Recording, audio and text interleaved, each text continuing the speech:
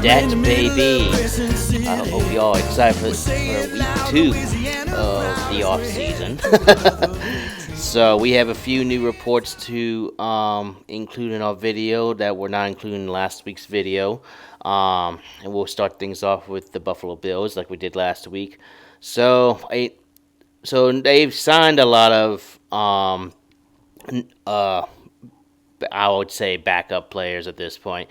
But one notable signing is that they signed Edge Joey Bosa, who at the time was with the Chargers, to a 1-year deal for $12.6 million with a $12 million guaranteed and a max value of $15.6 million. So they just upgraded their defensive front, which, I mean, Buffalo's already had a strong defense, but that just adds to it. But with that being said, that's pretty noteworthy, and, if in my opinion, a pretty massive blow to the Chargers. We'll get into that later. They also did I figured I'd just bring this up as well. They also signed safety Damar Hamlin, who, if we all recall, he was the poor guy that appeared to be, I would say, quote unquote, dead on the field. He had a heart condition, and somehow that heart condition was triggered when he got hit by one of the Cincinnati players.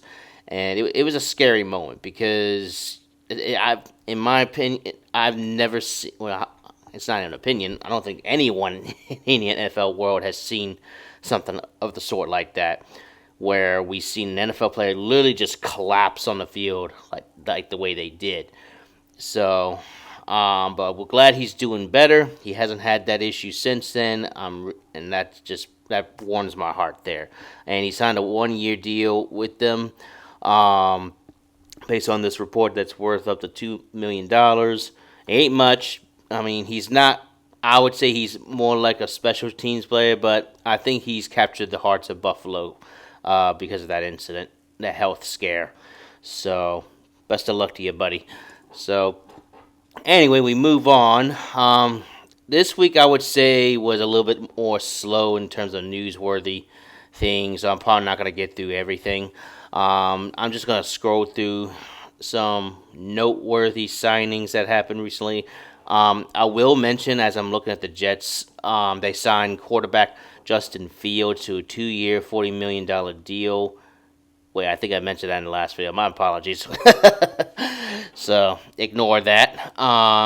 Let's see. Who else did they sign? Oh, yes, the Bengals. Let's talk about the Bengals for a second. Because last week I mentioned that there were rumors that Jamar Chase was going to, call quits on the Bengals and look for a new team. Like I said, they were just rumors. Well, those rumors are completely dead, because just recently, Jamar Chase and T. Higgins both signed 4-year deals. Jamar Chase is worth up to $161 million, and T. Higgins is worth up to $115 million.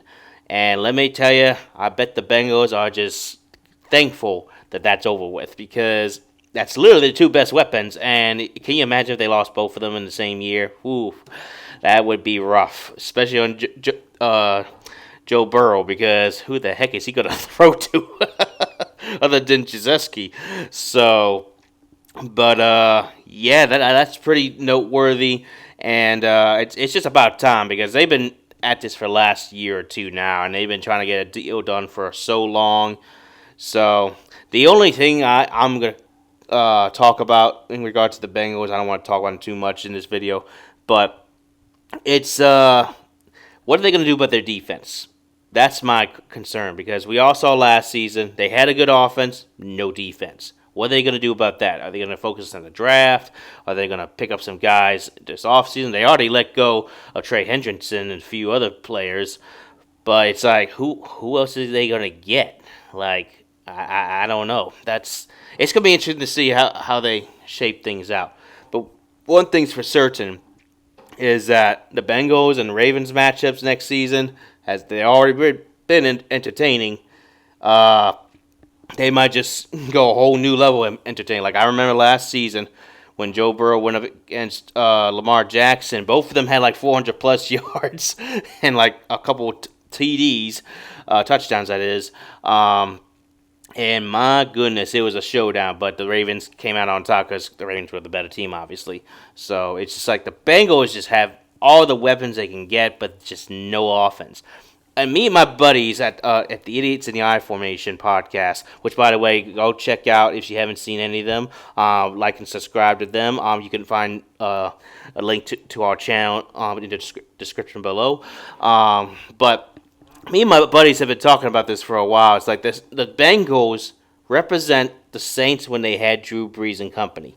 Like, it's crazy how they reflect us so much.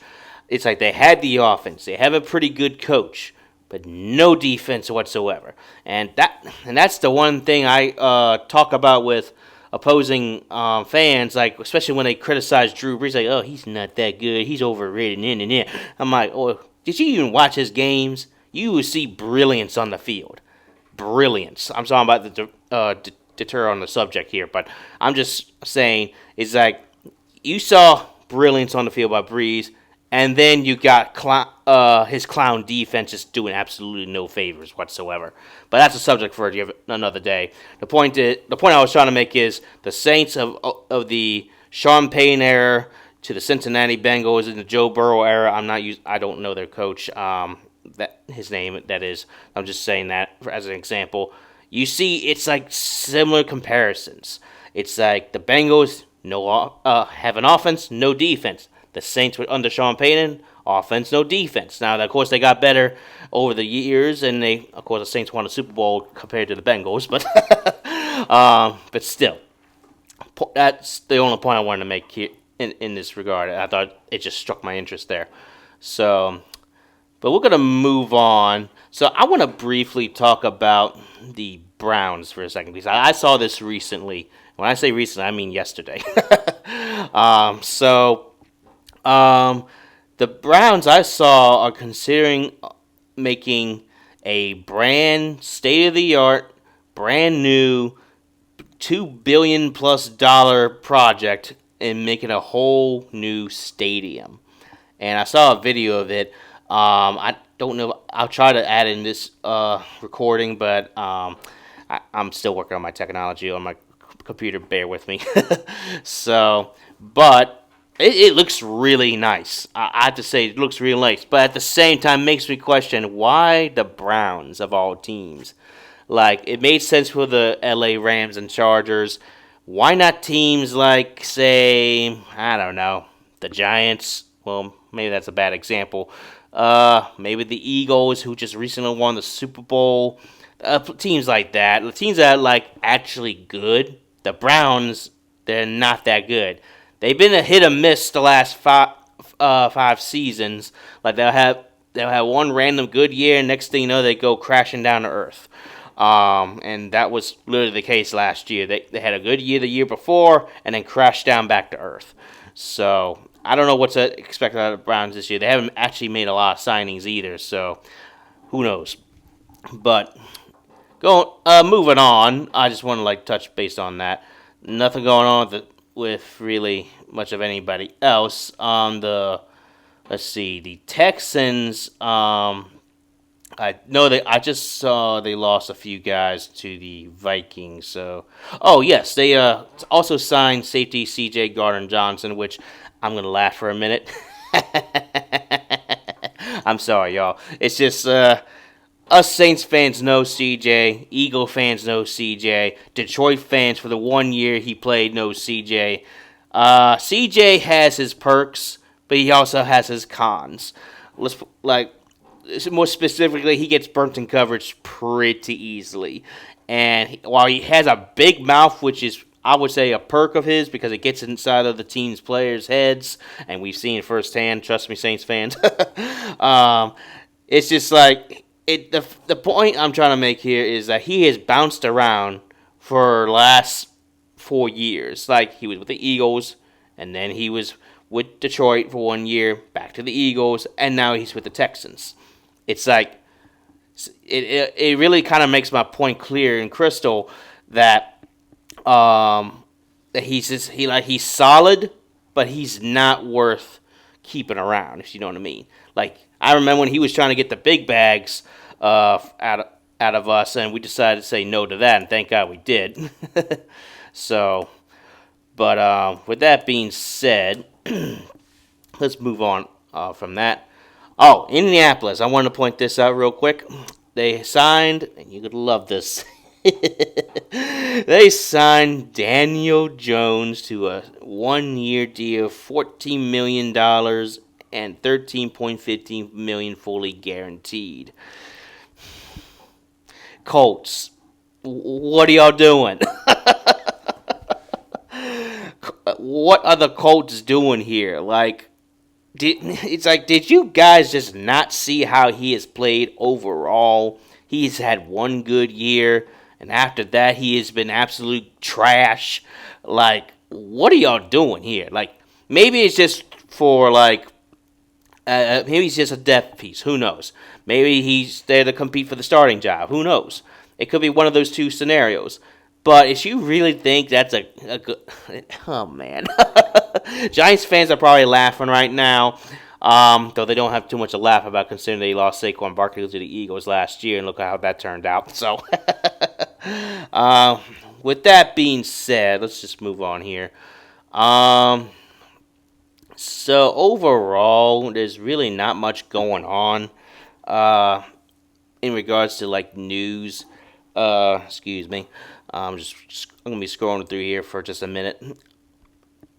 But yeah, this has kind of been like a quote unquote slower news week in terms of free agent signings. And that's usually how it goes during this time of year, where all these free agent signings go to places, and it blows our minds. And then after that, it's just like, okay, what else? Well, the draft is coming up next, that's for sure. I'm going to cover the draft today as well, and who I think we should pick out there. So, here's one thing from the Cowboys. They signed former Saints edge Peyton Turner to a 1-year, $3 million deal with $2 million guaranteed. Yeah, good luck, Cowboys, because I can guarantee that he's going to be injured after the first 3 games, because that guy has never stayed healthy in his entire career with us. Like, he's one of the few draft picks I criticized Sean Payton on because he just did not pan out. Like, I don't even know why we picked him up to begin with. Like, he was not a presence whatsoever. It's one of those picks I just like, what were you thinking at the time, man? What were you thinking? So, but anyway, moving on from that. So, yeah, overall, there really isn't much to talk about. I guess we'll go ahead and talk about who the Saints recently signed. And I did mention this in my YouTube short. If you haven't checked it out, go ahead and check it out. It was the most recent news about who the Saints just recently picked. So, to catch y'all up to speed, the Saints re-signed Juwan Johnson to a 3-year, $30.75 million deal that has a max value of $34.5 million and includes $21.25 million guaranteed. I'm going to talk about that for just a brief second. I know I mentioned in the YouTube short, but I'm trying to see it 2 different ways here. I'm going to start with the pro. The pro is he's actually pretty reliable. And I think he wasn't properly utilized in the last really 3 years combined. But his numbers have definitely gotten better, with the exception of not this past season, but the year before that.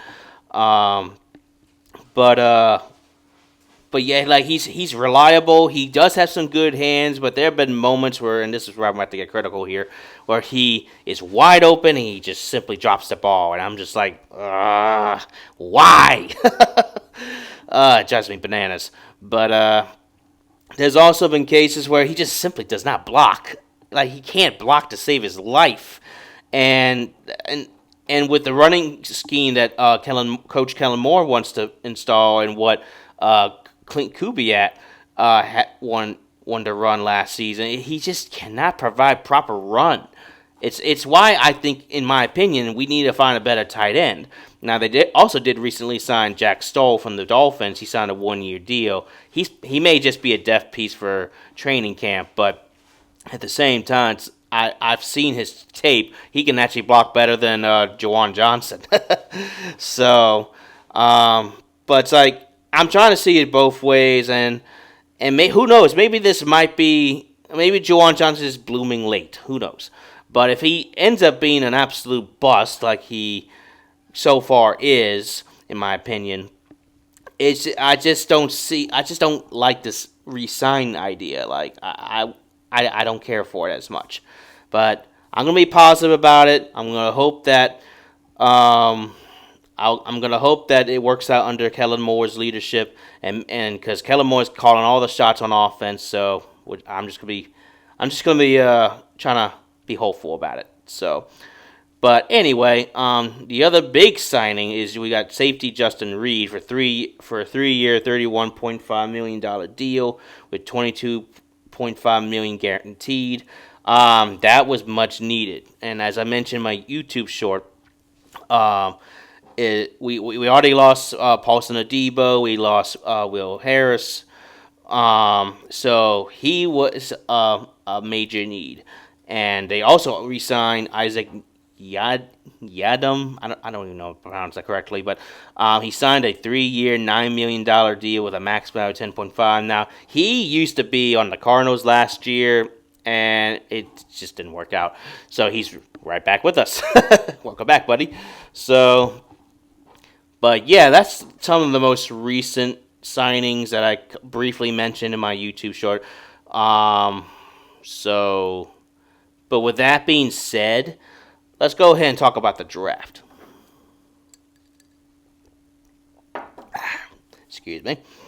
So, the draft. It's coming up on my birthday, ironically, April 24th, and will end April 28th, 29th, one of those 2 days.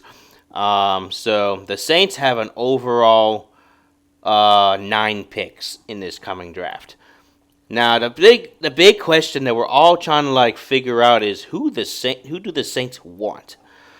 And that's a great question because as I mentioned in my previous video, this team has a lot of holes, and I don't know exactly who we should get specifically. I've seen all sorts of excuse me. I've seen all sorts of draft prospects and pre-draft picks that people just do online. You know how it is. But so with that being said, I'm going to try to see if I can find one of those so I can share my thoughts if I can. So let's talk about the Saints draft. So I took a moment to look over some prospects and some mock drafts that I've seen from online, and so here's what I've been seeing. I've been seeing that the Saints will pick an offensive tackle, Will Campbell from LSU. I wouldn't mind that as much actually, because we could use all the O-line help that we can get. And let me tell you, after seeing last season, we definitely need that O-line help. So, with that being said, and I've also seen a lot of other mock drafts saying we need an edge for the defensive line. I don't think that's a priority, in my opinion. Don't get me wrong, we need help on the D-line, but at the same time, I don't think that's a priority at this point. In my opinion, we need skill players, and we need another tight end maybe, although I wouldn't use that as a number 1 pick, maybe further down in the draft, maybe a second, third, fourth round or something like that. I just think that we need to address the wide receiver room. Last year was an absolute disaster. When I say disaster, I mean in regards to the receiving room, because when Chris Olave, Rashid Shaheed, and Juwan Johnson occasionally all went down with injuries. It was ugly.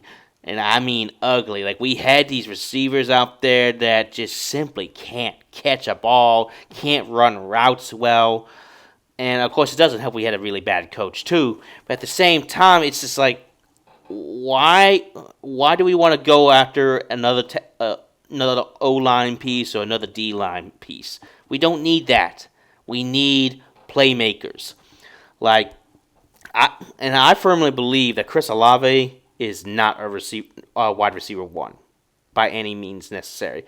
I think he was groomed to be at least a wide receiver two, and I'm glad we have him because I know the boy's fast, and he could be another potential D threat, or maybe one of those mid route threats. Excuse me, but it's I've seen him play now. Now, of course, I'm not gonna blame it solely on him because I still think he's really talented. I still think he's got what it takes to be a receiver, but not receiver one. And I also blame that most of his failing has come from the bad quarterback play. So, and we can look at you, Derek Carr, but I'm not going to talk about you right this minute. So that it's just seeing how last season went. We went from a fresh and healthy starting receiver lineup, which did really well, and even though we had rotating tight ends at the time, in the games that I saw that we performed so well in, we had good receiver play as well. But of course, everything went downhill when injuries started taking a toll and just bad playing occurred, and this and that. It's just like it got ugly after that. So, but with that being said, like I firmly believe we need another skill player in. Now, another thing I've been thinking about lately too is the quarterback position.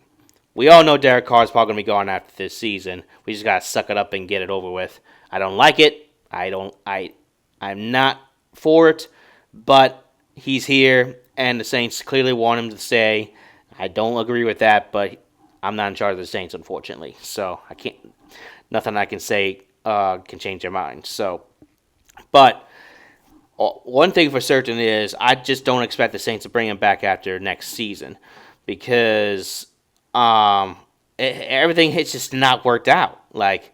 And plus, I firmly believe that Derek Carr just simply doesn't like being here. So it's like, why is he still here? That's been one of my biggest questions. Why did you restructure his contract, which he did recently? I forgot to mention that. But why did you restructure his contract for him to stay when he clearly doesn't want to be here? Like, why are we wasting our time? Like, of course, like I think I mentioned this in my last video, is that he has a big contract that the Saints are trying to bite the bullet on, and maybe they're just trying to they restructured it to where it won't be as big of a cap hit when they release him next year. So, like I said, we just gotta suck it up. But focusing on the draft and not just on Derek Carr, I've been flirting with this idea for a while now. It's like, as much as I want a skill player, I wouldn't say no to a new quarterback. And while this quarterback draft, I would say, is okay, not the best. And I've seen all over social media people debating between Cam Ward, Shedeur Sanders, who I think is a bust. Cam Ward, I'm iffy on. I'm not sure about him. He has mentioned recently that he would love to be on the Saints, and if he wants to be on the Saints, then come on over. But the thing I have with Cam Ward is, I've seen him play against good teams in college, and I'm just not good. He has, in fact, I'm pretty sure he has a losing record against good teams, so that's kind of where I'm just I don't know about this one. So, and then you got Jackson Dart, who is rising in the draft rankings in the last several weeks, which I'm really proud of because, as y'all know, I'm a diehard Ole Miss fan. You can see in my background with one of my pennants and the flag in the background. Hotty toddy, go Rebs. But anyway, now I might sound biased because he's my boy, Jackson Dart. He would be amazing in black and gold, I think. But it just depends on where the Saints really draft. Now, realistically, I don't think we'll get him just because I think the Saints have bigger needs in a quarterback, which, a lot of us will probably disagree on, but whatever. It's just that I think we need to find a better quarterback than what we currently got. Like, no disrespect to the current quarterbacks on the roster other than Derek Carr, which would be Rattler and I forgot the other guy's name. You know a quarterback's bad when you can't remember the other quarterbacks' names. So it's just like Rattler was okay. And I'm going to be truthful about this. Yeah, I was kind of on the hype train initially about Rattler starting when Derek Carr went out for those injuries last season. And I'm not going to hold this completely against him. I'm just being fair with him about it. I don't want people to think that, oh, you don't like Rattler because he was this and that. I'm like, no. Here's my pros and cons list about Rattler. Rattler has shown potential to where he could be a good NFL starting quarterback. I've seen glimpses of him carry a team down, going down an early deficit to carrying a team to an early head start. Like, he has that quality to be a good quarterback. But here's the problem. Now, granted, he was a rookie, so I'm not going to hold that against him too much.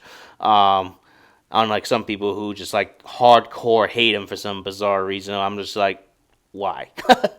He's a rookie. Rookie's going to make mistakes. So, like, that's why I'm not holding it against him. So, he made a lot of rookie mistakes last season. That was pretty evident. Like, he would overthrow his receivers here and there. Not all the time, but he also scrambled to bad places where he shouldn't be scrambling. Like, if you're going to scramble, run forward. That's all you got to do. And also, he's got to, like, read the defense better, I think. I think that's one of his biggest struggles is reading that defense. Because in college, he threw a lot of picks. But he also shined a lot in college. He had a lot of good qualities in college, which is why Spencer Rattler was a pretty attractive pick when we first got him. So it's like he can be groomed to be a good quarterback. Now, I don't think he was groomed properly with the last coach, obviously. So it's like I don't want to like completely just dismiss him as consideration for to be the next starting quarterback. The one thing I just really need to see from him is how does he play well with the starting players. Like all the games that he played in, he had literally nobody starting. Maybe Juwan Johnson. Maybe one offensive line piece here and there, but he had Walmart players playing for him. It's just like you're doomed to. You're basically doomed from the start. So it's like that's why I'm not gonna like completely dismiss him because he shows a lot of good potential, but he has also shown some mistakes here and there. So that's just my honest and truthful opinion about Spencer Rattler. And but what I'm trying to get is that if Rattler doesn't work out, what do? At least you got another quarterback from the draft. And that's why I've been kind of flirting with the idea that maybe we should draft another quarterback so that if Rattler doesn't work out, then we have this other guy to rely on. So, but here's where I think will really happen. I think that the Saints will not draft a quarterback this year. I think they will. They'll draft either a skill piece, maybe another lineman for either defensive or offensive, one of the cases. And then next year, when Derek Carr is gone, they draft a quarterback. That's where I think we stand. Because looking at this team now, unless they start plugging in more holes, we're not going anywhere. We're not going anywhere. That's pretty crystal clear. So, like, everyone's mindset should be the Saints are not making the playoffs again for a fifth year in a row. And as much as we hate that, that's the given state of the team because, like I said in the last video, Mickey Loomis has completely mismanaged this team to the core. Like, he has mismanaged it so badly.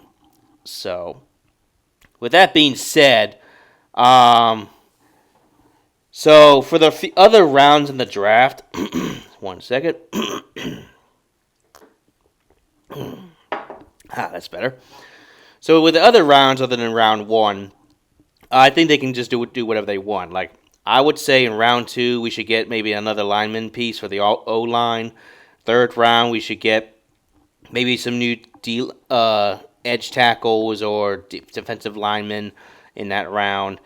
And then you could the other rounds I really don't care because those players are hit and miss. Like we've gotten lucky with some of those players, like Rashid Shaheed, for example. He was one of those late round picks, I believe, and yeah. So, but with that being said, it's like the main priority I want them to focus on is who do they want at number 9.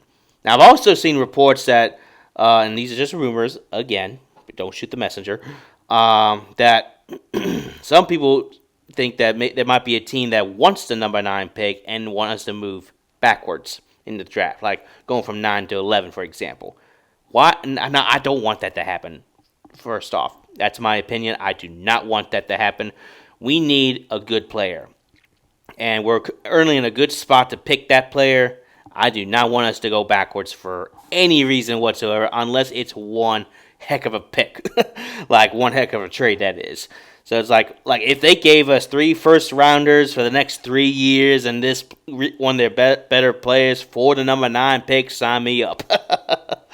But I don't see that happening. So, but with that being said, that's kind of all I have for today. I hope you enjoyed this video, and I look forward to the next one. And of course, I will continue to post any YouTube shorts of any recent Saints signings that I did not catch in this video, of course.